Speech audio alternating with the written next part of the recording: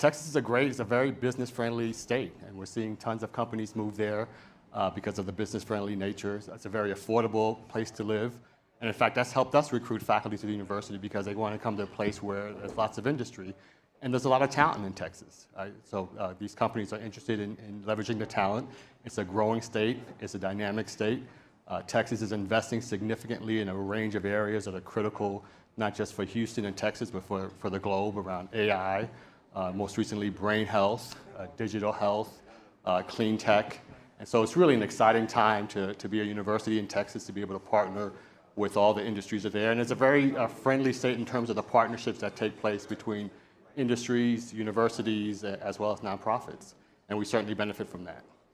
And I know you've talked a lot about the connection to Houston and kind of the urban identity, the urban research is a defining feature that you see in Rice. How do you think about the university's connection to the community, what you provide to it, how you benefit from it? What challenges are you uniquely positioned to solve for your community? It truly is a critical part of how we educate our students, being an urban campus, and the research that we do. So Rice University is at the heart of Houston, Texas, located next to the largest medical center in the world, adjacent to us, 2 miles from downtown Houston, third largest number of Fortune 500 companies in the US, 30-minute drive from Johnson Space Center.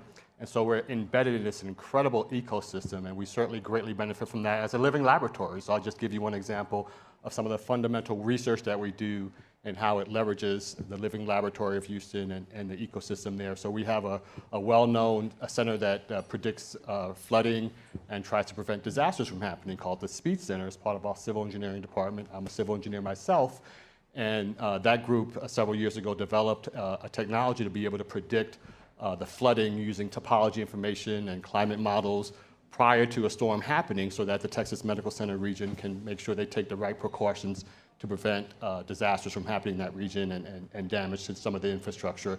And now that model is being used in other parts of Texas, including the Hill Country that had recent flooding. And we get guests from all over the world trying to understand how we're implementing that system so that they can replicate it in their areas. And we wouldn't be able to do that without the partnership that we have in the city of Houston and being in this living laboratory. You mentioned upskilling, and I want to talk about this, especially given what we just heard beforehand about the role of universities and the training that they can provide for not just the next generation, but as people are trying to change their skill sets, as the companies are needing different things from the students. How are you working with business to understand what they actually want from the students that you're sending out into the world? And how is it changing the type of curriculums that you're creating, the type of programs or certifications that you produce? How is that evolving?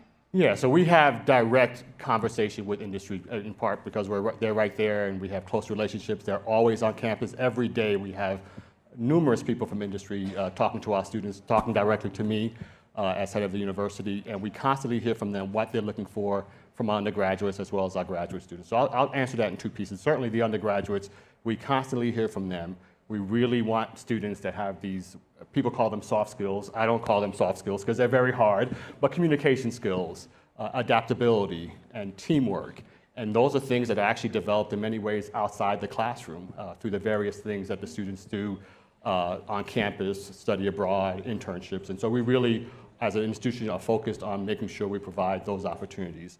In the area of upskilling, one of the things we benefit from is the constant conversation, hearing from industry about their needs. And we have the ability to do bespoke programs just for the industries there. As an example, we had a major oil and gas company come to us several years ago and say, we want our employees to understand AI and data science. Can you develop a master's program for our employees who are not engineers, who do not have a background in this area, but we know they need those skills. So we developed them just for that particular company, and they had several dozen people take that. And we've done the same thing for the local Texas Medical Center, where they said the doctors want to understand the finance of healthcare. Can you develop a program for them? So we do a number of those things in addition to short courses and certificates and programs like that. And in bringing Rice to Davos, being here on a global stage with all these world leaders, what's the one message you want to leave them with? It's an exciting time. I think it's an exciting time for higher education. The partnerships that we're building are critical. I'm excited about the future of higher ed. People often ask me what gives you the most hope as a university president, and it's working with the students. I spend a lot of time talking to students and they're just exceptionally bright and hopeful. And despite all the challenges we're facing in the world, I know we're in a good place because we have incredible students.